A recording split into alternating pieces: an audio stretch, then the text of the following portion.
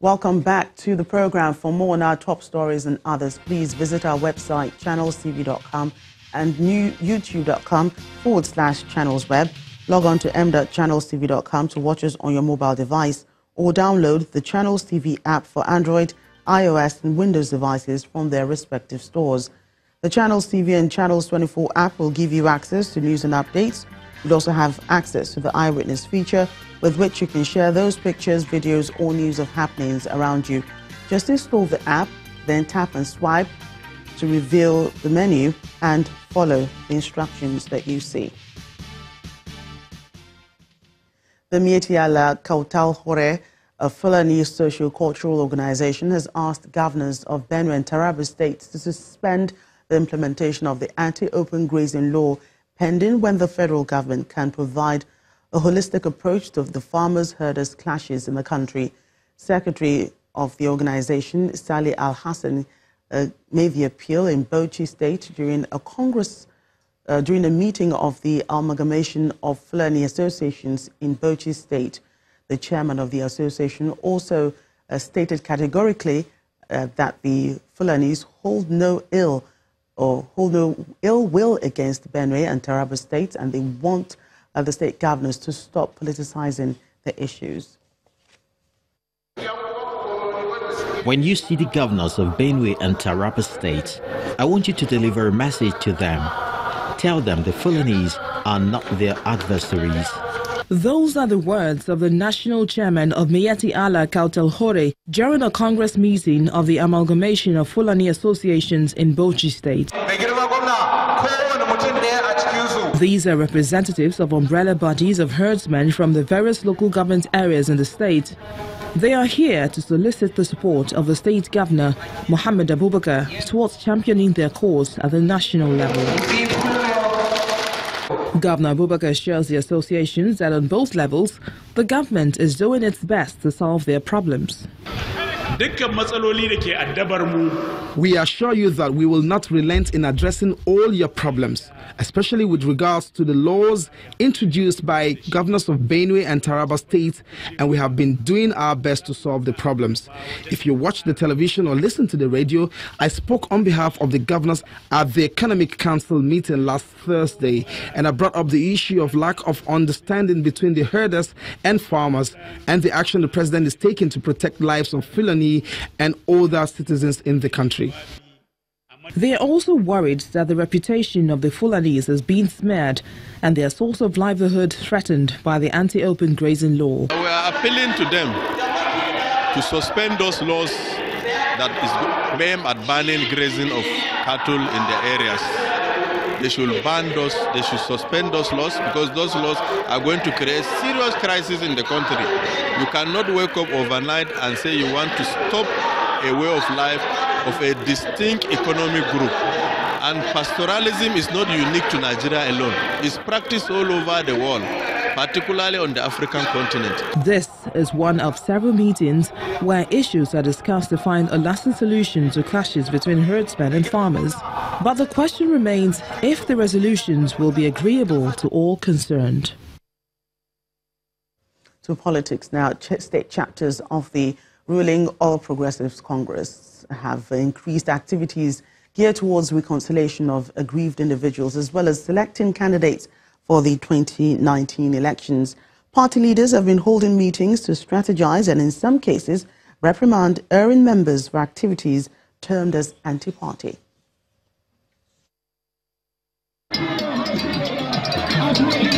It's a political fanfare of the All Progressives Congress in Obubra local government area of Cross River State. Party leaders and supporters are here to celebrate and show that they are united against the background of talks of rancor in the rank and file of the party in the state. They call this a mega peace rally to begin the process of selecting credible candidates for the coming elections. APC has come now, and it will grow stronger and stronger. We have all come here as one. We didn't come here as a divided house. I mean, the leadership and the party people are all part of this rally. You know, so rallies like this, events like this, will always get us to continue to work together as one people. On behalf of the entire structure of PDP in Adamawa State, do hereby declare that as at yesterday, across the 21 local governments of Adamawa State, 42,000 members of the PDP has declared to APC. The former spokesman for the People's Democratic Party in Adamawa State, Barrister Ali Gulak, leads the celebration of the APC as former PDP faithfuls declare their allegiance to the ruling APC. It's a perfect occasion for them to be registered. The scenario is not so glossy for the APC in Kaduna State, as the party leadership has been forced to meet and discuss and take decisions on activities of some members which have been described as anti-party activities. The disciplinary action are as follows. One, expulsion of some members, Yahaya Shunku and 28 others that took the party to court. We also took decisions on Sule Hunkuyi and Co. that are trying to factionalize the party,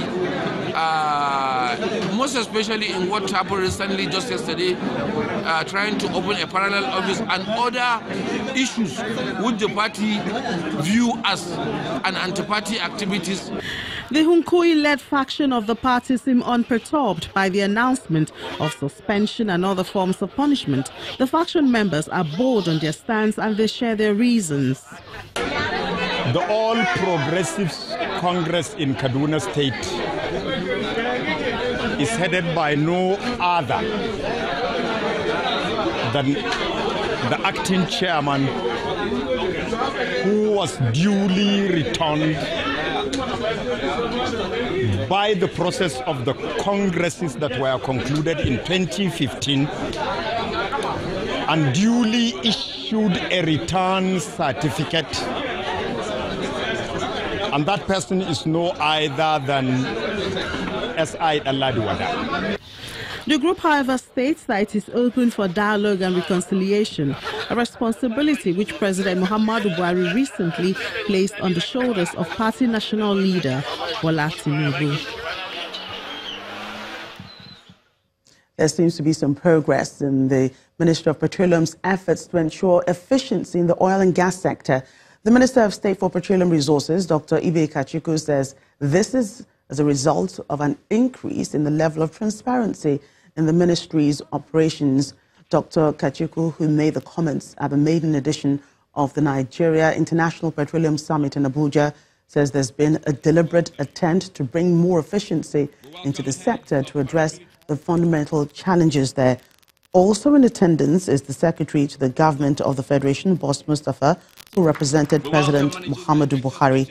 He says the federal government is on the verge of implementing policies and regulations to promote investment in the sector.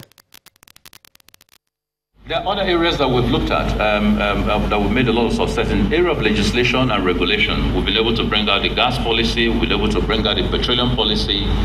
We submitted the fiscal policy to the Federal Executive Council. We've held that back to enable us to have a sort of conference and discussion that are essential to fine-tune and make sure everybody's on board.